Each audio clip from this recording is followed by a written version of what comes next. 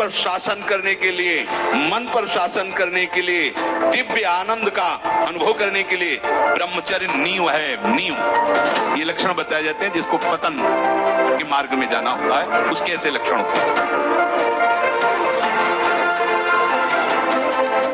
जब जिसको भगवत प्राप्ति होनी होती है मनुष्य शरीर में, तो ये संयोग प्राप्त होना शुरू हो जाता है। वो शास्त्रों का स्वाध्याय करने लगता है।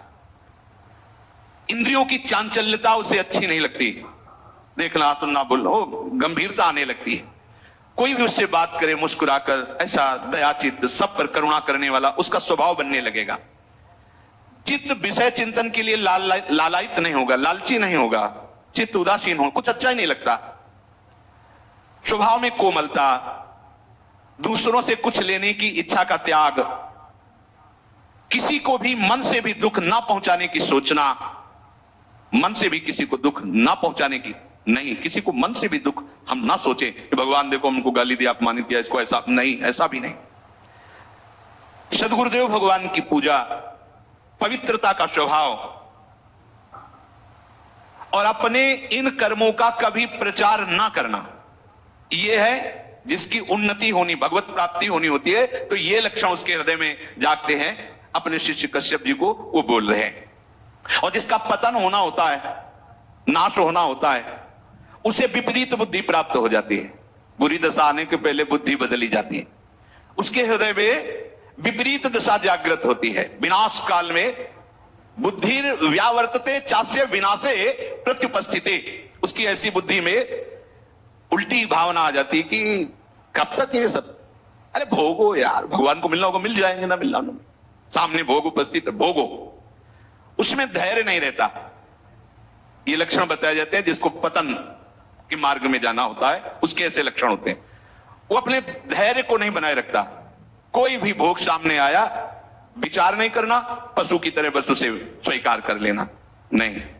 विवेक, अगला कदम रखने के पहले विचार करो, मेरा कदम कहां रखा जा रहा है, क्या होगा, अगर मैं ऐसा करूंगा तो होगा क्या, अगर हमारे हरि गुरु अपनी कृपा की नजर हमसे हटा लिए तो फिर होगा क्या। नहीं नहीं, बहुत बार ये सब किया, अब नहीं नहीं, और भाग पड़े, ज्यादा नहीं नहीं के चक्कर में ना पड़े, उस स्थान से भाग पड़े जहां सामने भोग उपस्थित हो। धैर्यवान यदि ऐसा है कि कोई प्रभाव नहीं पड़ रहा, तो भी वहां ज्यादा न टिके, हट जाए। काजर की कोठरी में कैसो भी सयान हो जाए, दाग लागी है, पैलागी है, पैलागी है, महापुरुषों ने कहा है। उसका धैर्य खत्म हो जाता है, धैर्यवान नहीं रहता। बहुत ध्यान देने योग्य बात है। शिष्य को बता रहे जिसका मंगल होना होता है उसके ऐसे लक्षण जो आप पहले वर्णन किए, और जिसका पतन होना होता है उसके ऐसे लक्षण। अब वो विषयों के अनुकूल समय में मन पर अधिकार ना होने के कारण वो अपनी प्रकृति के विरुद्ध आचरण करना शुरू कर देता है। अपनी स्वाभाविक प्रवृत्ति प्रभु की तरफ होनी चाहिए, उनके हम अंश हैं, पर वो विरुद्ध आचरण जो भगवत मार्ग से हमें पतित कर दे, ऐसे आचरणों में खुश होकर वो चलने लगता है। अत्यंत हानि पहुंचाने वाली वो क्रियाएं करने लगता है। देख लीजिए ये सब, उनका क्या व्याख्या करें। अत्यंत हानि पहुंचाने वाली, पता नहीं है, और अपने जीवन को स्वयं नष्ट कर रहे। तो जब उनको शिक्षा दो तो उनको बुरा लगता है कि हमें ऐसे महासुख से वंचित क्यों कर रहे हैं। अरे पागल, ये कोई सुख है जो तुम्हें क्षीण कर रहा है, नष्ट कर रहा है। आओ सुख सिंधु प्रभु के नाम रूप में देखो, कैसा अपार सुख है। वो उन सब वस्तुओं का सेवन करता है जिससे उसकी बुद्धि भ्रष्ट हो जाए। होटल से मंगाओ भोजन, माना बहुत साफ स्वच्छ दिखाई दे रहा है, लेकिन बनाने वाले का कैसा आचरण है, कैसे बना रहा है, क्या विचार है, कैसी पद्धति से बनाया गया है। आपको शीशा के अंदर रखे हुए सुरक्षित दिखाई देते, लेकिन उस समय क्या है, सब अच्छा है, पर उसका विचार क्या है, उस समय का विचार उसके अंदर संस्कार डाल रहा है। ये ज्यादा चाट चूट वाली जो जबान है, ये परमार्थ लायक नहीं होती, इसको सुधारो। जिस चीज की ज्यादा मांग है उसको तो कभी मत खाओ। एक बार तो यार कर्रे पड़ जाओ, एक बार तो थोड़ा हिम्मती बनो। देखो ना, देखो एक ऐसा फिर समय आता है, इन सब बातों का महत्व नहीं रहता जो हम आपको बता रहे हैं, कोई महत्व नहीं। एक समय पूज्यपाद उड़िया बाबा एक कवल एक बार में दे दो, जितना देना, 24 घंटे में एक बार, बस एक कवल। 18 घंटे भजन में बैठे, ब्रह्माभ्यास, कृष्ण शरीर हो गया, दिव्य तेज जग रहा। ब्रह्मचर्य ऐसे थोड़ी रहा जाता है कि आप तीनों टाइम को कस कस के और सब ऐसे पाओ ब्रह्मचर्य रहे। देखो कितनी मांग है, उचित दिया। वो अपने आप पचेगा ना, उसको भी तो पचने का समय दो। सब भरते रहोगे तो पचेगा कैसे? वो फिर पतन हो जाएगा उसका। उसको पचाने के लिए सामर्थ्य चाहिए। क्या सामर्थ्य? जितनी आवश्यकता है वो अंदर पता चलता है। जहां थोड़ा ऐसा लगे कि हम छक रहे हैं, बिल्कुल उसके आगे एक कवल भी मत पाइए। अभ्यास बना लीजिए, उतना ही रखिए। और अगर ऐसा लग रहा है कि पाने की थोड़ी इच्छा है और थोड़ी नहीं है, तो बिल्कुल मत पाइए। उसमें आपका ब्रह्मचर्य पचेगा। जो आपके अंदर जठराग्नि हो आपके ब्रह्मचर्य को विशुद्ध करेगी। और धीरे धीरे ब्रह्मचर्य जब स्थित होने लगता है तो ऊर्ध्वगामी होने लगता है।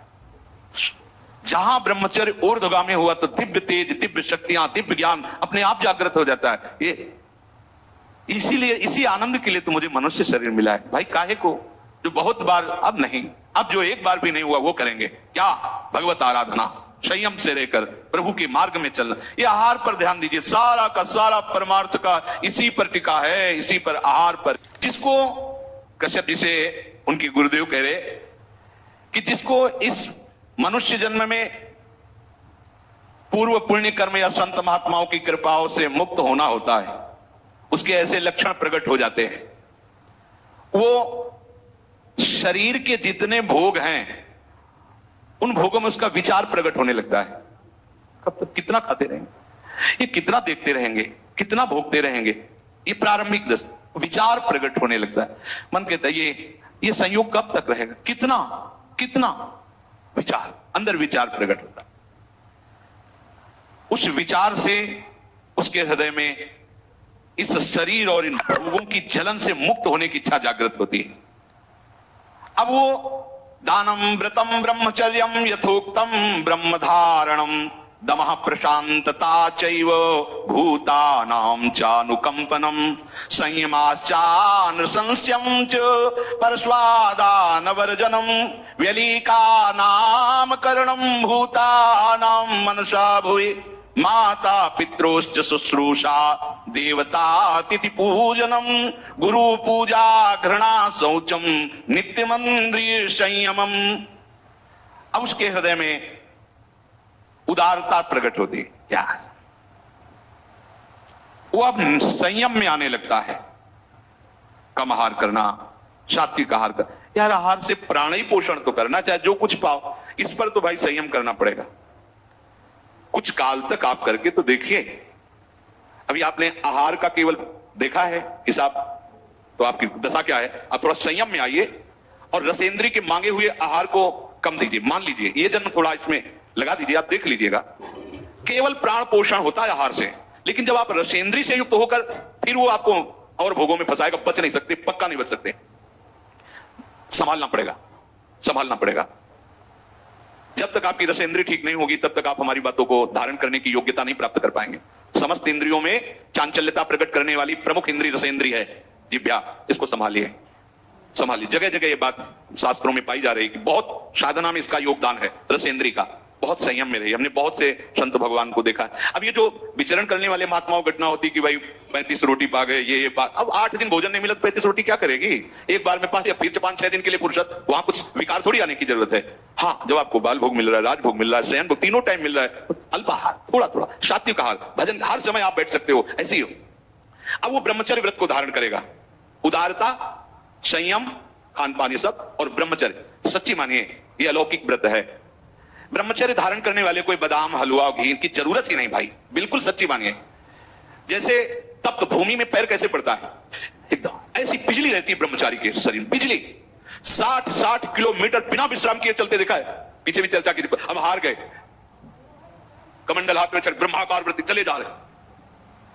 कब आहार मिलेगा, कब विश्राम, कोई मतलब नहीं। आहार भगवदाकार वृत्ति।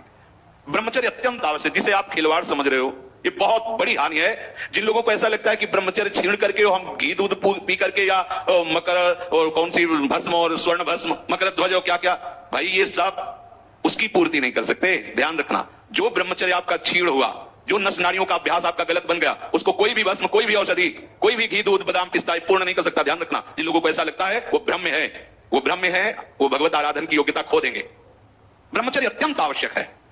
नींद पर काबू पाने के लिए, शरीर पर शासन करने के लिए, मन पर शासन करने के लिए, दिव्य आनंद का अनुभव करने के लिए ब्रह्मचर्य नींव है। नींव भले आप गृहस्थ में हैं तो शास्त्र आज्ञा करता है संतान उत्पत्ति आदि के लिए। बस बहुत जन्म हो गए खिलवाड़ करते हुए, थोड़ा तो संयम में इस जन्म में आ जाओ, चाहे गृहस्थ हो चाहे विरक्त हो। ऐसी प्रवृत्ति जो हम अनेक जन्मों से करते आए हैं, वही इस महामहिम मनुष्य शरीर को प्राप्त करके हम पुनः गलती दोहरा रहे हैं। अब हमको वो करना है जो आज तक किया नहीं। आज तक भोग करते रहे तो अब ब्रह्मचर्य रहेंगे, आज तक विषय चिंतन करते रहे तो भगवत सेवा चिंतन करेंगे, आज तक संसार के रूप का चिंतन करते अब स्वामी के रूप का चिंतन करेंगे, आज तक संसार का नाम गुणगान करते रहे प्रपंच का, अब मैं प्रपंचातीत प्रभु के नाम का, उनके गुणों का गायन करूंगा। ये मनुष्य जन्म मिला है बड़े उत्तम उत्तम कार्यों का अनुष्ठान करके उत्तम गति को प्राप्त होने के लिए, उत्तम उत्तम कार्यों का अनुष्ठान करके उत्तम गति प्राप्त करने के लिए ये मनुष्य शरीर मिला। मैं तुम्हें अपने अनुभव की बात कहता हूं, न क्वचित